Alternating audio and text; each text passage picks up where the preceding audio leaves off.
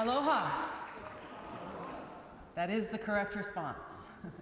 Thank you very much, President Simon, for inviting me here to join all of you on this most amazing occasion.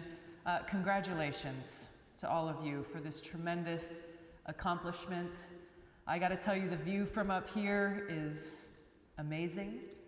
Seeing all of you, understanding what you're about to receive, but really seeing all the proud, loving faces of your family and your friends and your loved ones who are here and who I'm sure played an integral role in your being able to achieve this accomplishment, to become a doctor. So I'd love for us to give them a round of applause.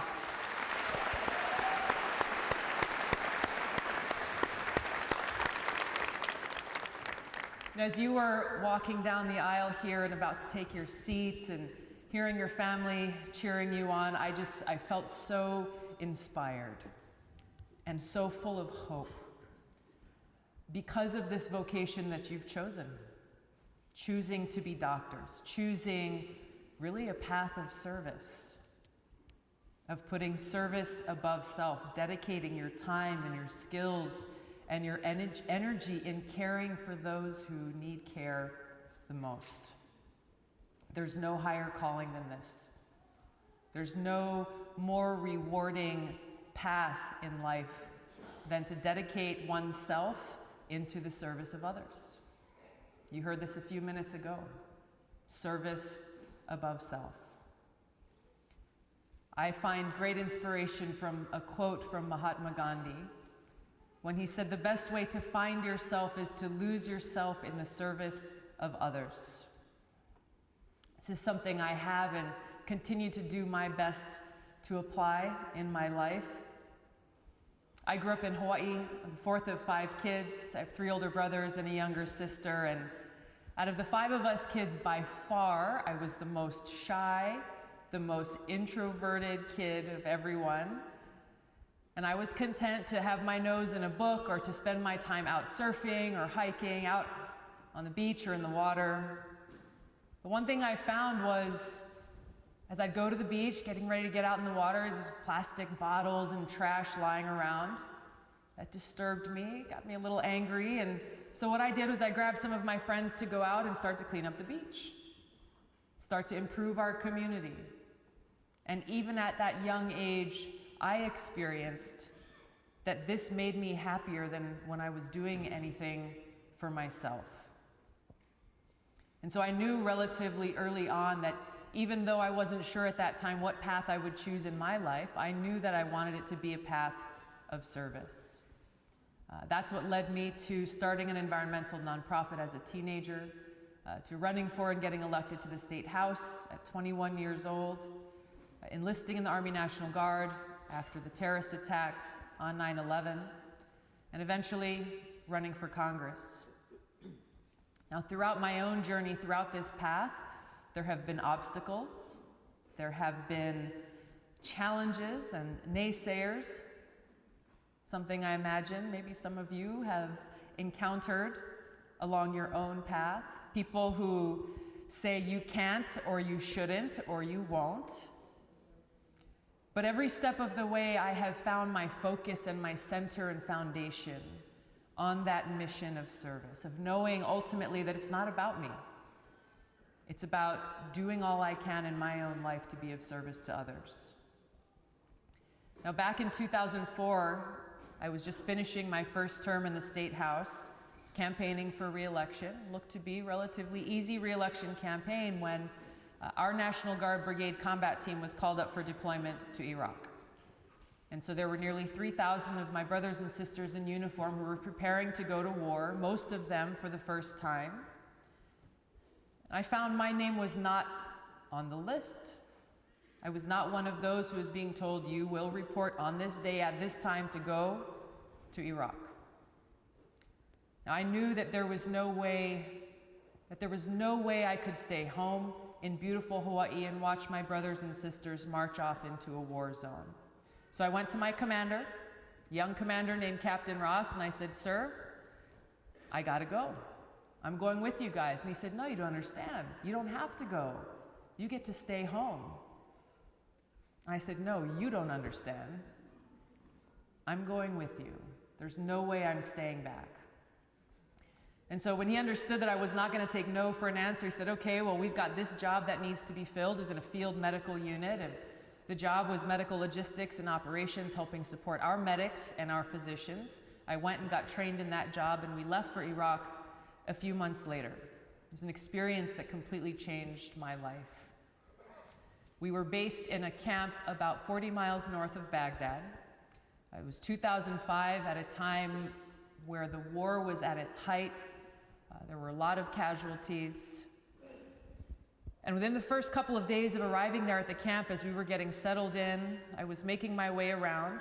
This camp used to be one of the major Air Force bases for Saddam Hussein's Air Force, which is now, when we were there, housed thousands of American and NATO forces. And something stopped me in my tracks as I was walking around that camp. I saw at the north gate of the camp, was one of the main gates where our convoys went in and out every day, there was a huge sign in big block letters. And this sign read, "Is today the day? Is today the day?" I'd go on to see that sign almost every day that I was there, and it was a constant reminder for every single one of us that any day could be our last, that our time could come at any moment. And for me, it was that daily reminder to make the most of the time that I have, to love God, to love others, to do my very best with that time to make a positive impact and to be of service. And throughout that deployment, I was reminded not only by that sign, but by the high human cost of war, the toll that it takes on people. And serving in that medical unit, the very first thing that I did every day was go through a list, name by name, of every American casualty that had occurred in the previous 24 hours. Going through that list name by name to see if there were any soldiers from our brigade who had been hurt, who'd been injured, and to make sure they got the care they needed, either there in country or to evacuate them as quickly as possible to go to Germany or wherever they needed to go to finally make their way home to their loved ones. But every day as I went through that list, it was so heart-wrenching because I saw the names and faces of my brothers and sisters in uniform. And I thought of their loved ones, people like your friends and family who are here today who were stressed and anxious for their well-being, knowing that even for those who would make that trip home, who would survive the rigors of combat, they deal with both visible and invisible wounds for the rest of their lives. And then there were those who paid the ultimate price. Friends of ours, people who we were eating lunch with in the chow hall one day, and who were gone the next. Is today the day?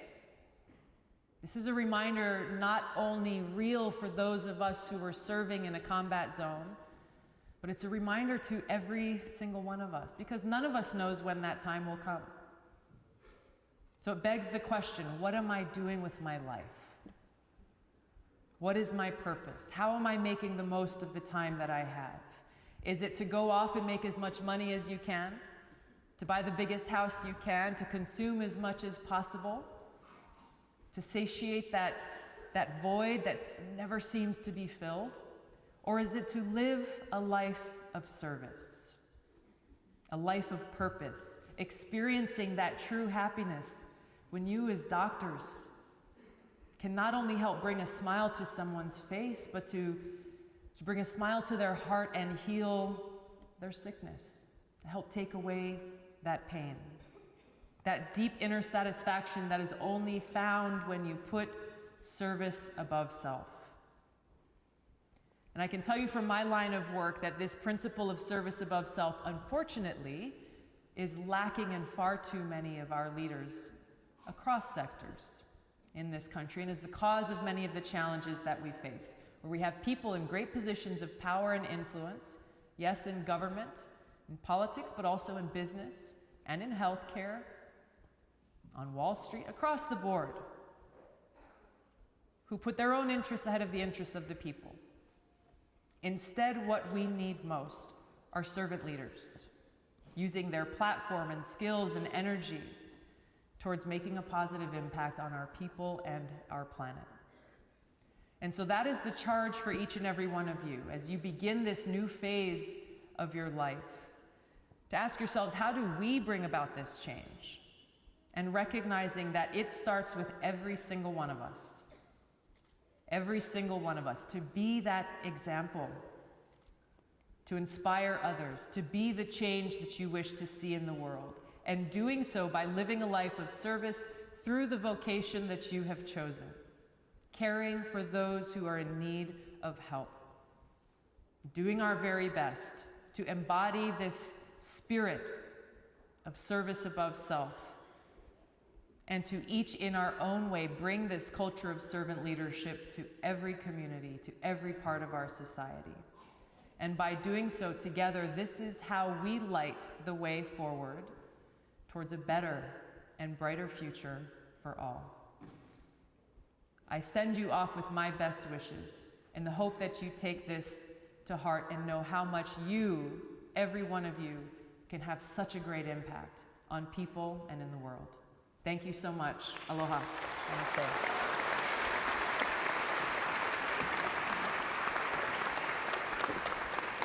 Thank you.